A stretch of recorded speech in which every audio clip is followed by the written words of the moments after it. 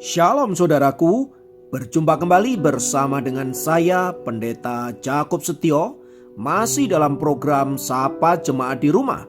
Kali ini kita akan bersatu bersama-sama, mari kita berdoa. Bapa kami rindu, firman-Mu sungguh memberkati kami, dan biarlah melalui renungan firman itu, kami semakin dikuatkan, diteguhkan di dalam pengiringan kami akan Engkau. Kami siap diberkati, terpujilah nama-Mu kekal selama-lamanya. Dalam nama Yesus kami berdoa, haleluya, amin.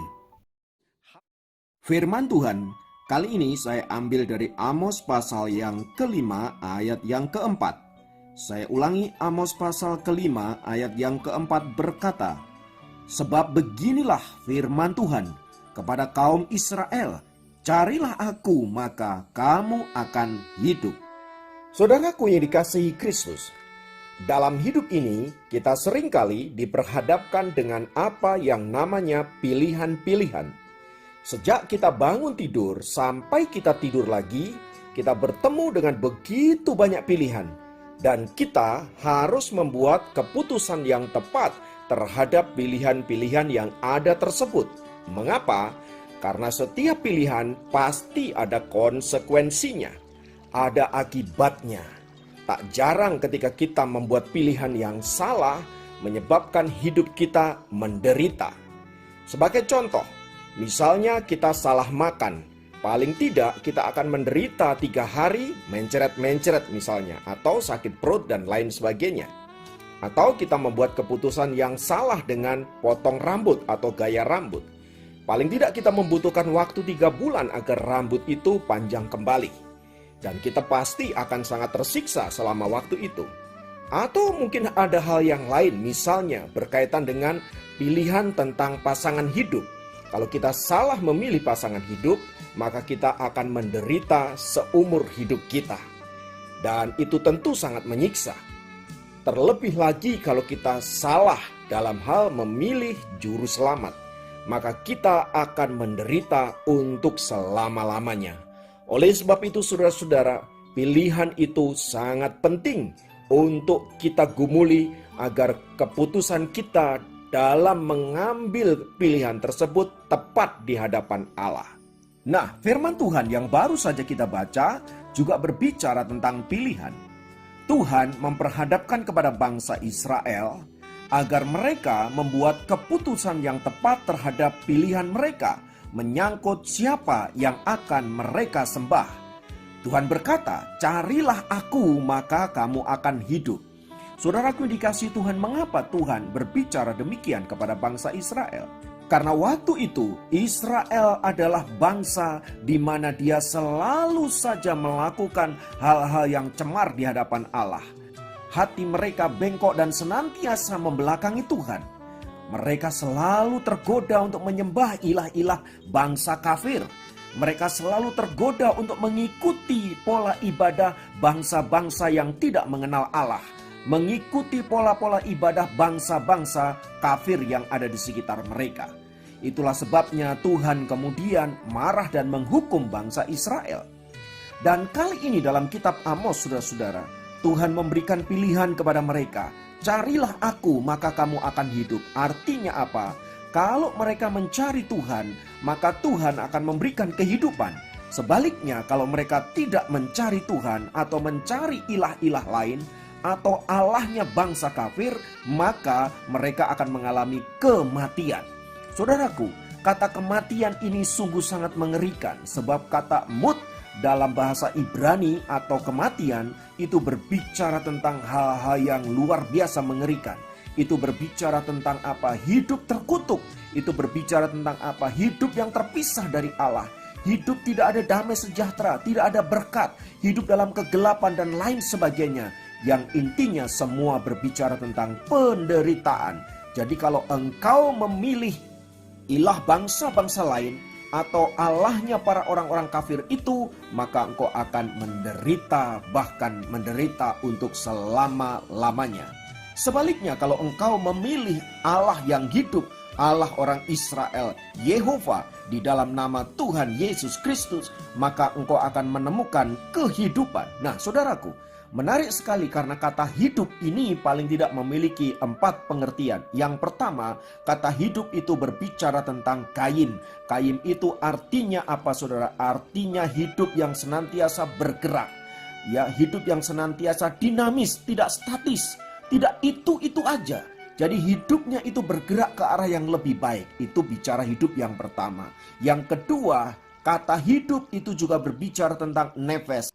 Itu artinya apa, saudaraku? Itu artinya hidup kita baru bisa bergerak kalau ada roh, kalau ada nefes. Artinya kalau rohmu tidak hidup, rohmu tidak diberkati oleh Tuhan, maka engkau tidak akan pernah menemukan kehidupan yang senantiasa ada dalam berkat-berkat Tuhan. Oleh sebab itu, saudaraku, mari menjadikan diri kita hidup yang senantiasa diberkati oleh Allah. Roh yang diberkati oleh Allah, sehingga di dalamnya kita memiliki kehidupan, menggerakkan dinamika hidup kita sehingga kita bergerak ke arah yang benar, ke arahnya Tuhan. Yang ketiga, kata hidup berbicara tentang bios. Bios ini berbicara tentang kebutuhan untuk hidup. Artinya apa? Agar engkau hidup, maka Tuhan perlu memberkati engkau. Perlu memberikan sarana-sarana, perlu memberikan fasilitas-fasilitas agar hidupmu menjadi hidup yang berdinamika, hidup yang bergerak ke arah yang lebih baik, hidup yang senantiasa diberkati oleh Tuhan. Itulah sebabnya Tuhan senantiasa memberkati orang-orang yang mencari Allah.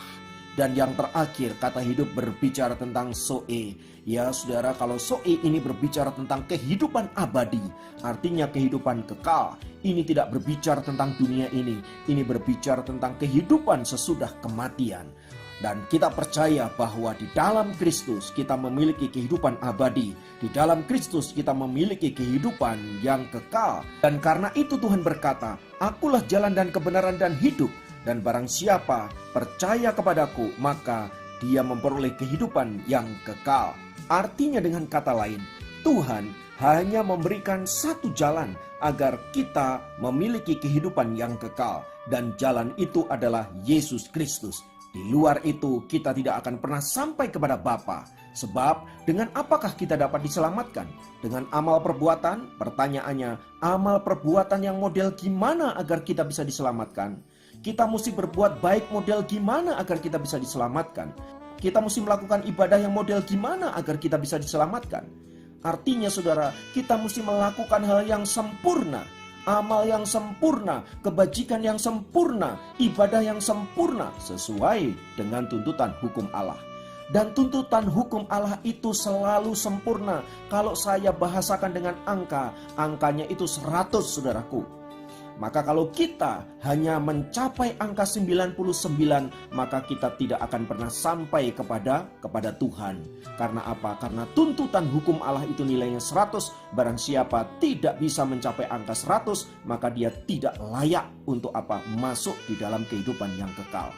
Itulah sebabnya dengan amal perbuatan yang kita lakukan, saudara, kita pasti binasa. Kita pasti tidak sanggup, kita pasti tidak bisa mencapai kehidupan yang abadi. Sebab apa? Sebab manusia pada dasarnya adalah orang berdosa dan dia tidak bisa untuk tidak berbuat dosa.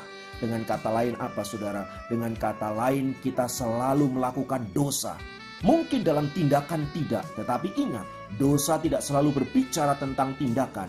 Dosa juga berbicara tentang apa? Perkataan. Dosa juga berbicara tentang apa? Pikiran. Artinya apa? Kalau pikiranmu kotor, pikiranmu najis, pikiranmu jahat, maka engkau sedang berdosa di hadapan Allah. Saudaraku yang dikasihi Kristus, seringkali kita mengukur keberdosaan itu hanya berkaitan dengan masalah-masalah daging, masalah-masalah fisik. Contoh, ya, kalau kita makan daging babi, maka kemudian apa? Orang berkata itu najis, itu haram. Saudaraku yang dikasihi Tuhan, saya mau katakan, firman Tuhan berkata begini, bukan apa yang masuk ke dalam mulutmu yang menajiskan kamu, tetapi apa yang keluar dari mulutmu lah yang menajiskan kamu, yang mengharamkan kamu. Yaitu apa? Yaitu perkataan yang kotor, yaitu sumpah serapah, yaitu makian, dan berbagai-bagai kata jahat yang keluar dari mulut kita. Sebab apa yang keluar dari mulut kita, yaitu kata-kata yang jahat, yang kotor, yang najis tadi, saudara-saudara, itu semua keluar dari hatimu, keluar dari pikiranmu. Jadi saudaraku, bukan apa yang masuk ke dalam mulut, sebab apa yang masuk ke dalam mulut, saudaraku, itu akan turun ke bawah dan dibuang ke jamban, dan itu tidak akan pernah menajiskan orang. Yang menajiskan orang adalah pikiran yang jahat, hati yang jahat, yang keluar lewat kata-kata. Maka saudaraku dikasihi Kristus, sebagai orang-orang yang sudah ditebus oleh Kristus, yang sudah memiliki kehidupan kekal dan abadi, maka kita juga harus menjaga perkataan kita, hidup kita benar di hadapan Allah. Dan saudara-saudara, tanpa Kristus kita tidak akan pernah bisa masuk dalam kerajaan surga yang mulia. Entah itu saudara upayakan dengan perbuatan, dengan ibadah, dan dengan berbagai-bagai amal kebajikan. Tidak bisa. Sebab apa? Sebab engkau manusia berdosa. Engkau tidak mungkin masuk dalam surga Tuhan yang kudus dan mulia. Hanya oleh Kristuslah maka engkau boleh masuk dalam kerajaan surga yang mulia. Karena apa? Karena Kristus Yesus, atau yang sering disebut dengan Isa Al-Masih, adalah satu-satunya manusia yang tidak berdosa. Bahkan sejak lahirnya dikatakan apa? Dia tidak dijamah oleh setan. Mengapa? Karena dia adalah Allah sendiri, dia adalah Tuhan. Setan tidak akan pernah berkuasa. Semua nabi, semua manusia begitu lahir dijamah oleh setan, tetapi hanya Yesus yang tidak pernah disentuh oleh setan. Karena apa? Karena Tuhan berkuasa daripada setan-setan itu. Tuhan lebih hebat dari setan-setan itu. Oleh sebab itu saudaraku dikasihi Tuhan, kita bersyukur karena Tuhan Yesus berkata, "Akulah jalan dan kebenaran dan hidup. Barang siapa percaya kepadaku, maka dia akan memperoleh kehidupan yang kekal dan abadi." Maka saudaraku, firman Tuhan tadi berkata, "Carilah aku, maka kamu akan hidup." Baik hidup di dunia ini, kita akan menikmati apa yang namanya dinamika hidup. Kita menikmati apa yang namanya jiwa yang bersuka cita. Kita menikmati apa yang namanya berkat-berkat penyertaan Tuhan. Tetapi juga kita akan menikmati apa yang namanya hidup kekal abadi bersama dengan Tuhan.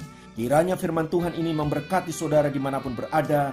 Mari kita masuk dalam doa-doa kita. Kita menyerahkan hidup kita ke dalam tangan kasih Tuhan. Tuhan, terima kasih karena firman-Mu telah memberikan kami pencerahan. Engkau berkata, "Carilah aku, maka kamu akan hidup." Tuhan, ampuni kami kalau selama ini kami tidak mencari Tuhan. Selama ini kami mencari ego kami mencari kepuasan duniawi kami mencari keinginan kami sendiri. Kami melupakan bahwa Engkaulah Allah yang berkuasa dalam hidup kami. Maka sekarang Tuhan, kami mau kembali kepadamu dan menyerahkan hidup kami hanya kepada Tuhan. Dan biarlah hidup kami senantiasa berkenan di hadapan-Mu sampai kami boleh mengalami berkat-berkat ilahi dinyatakan dalam hidup kami, yaitu hidup kekal dan abadi.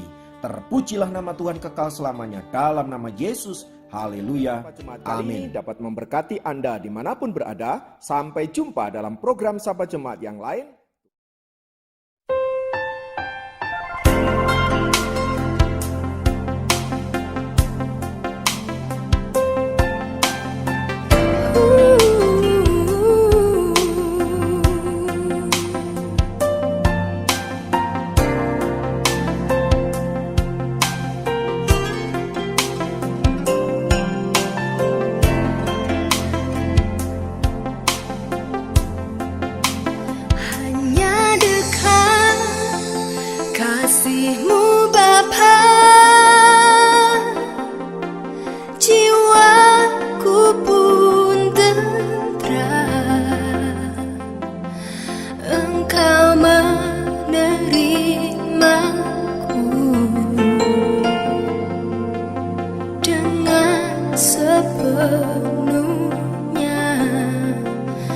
Walau dunia melihat rupa,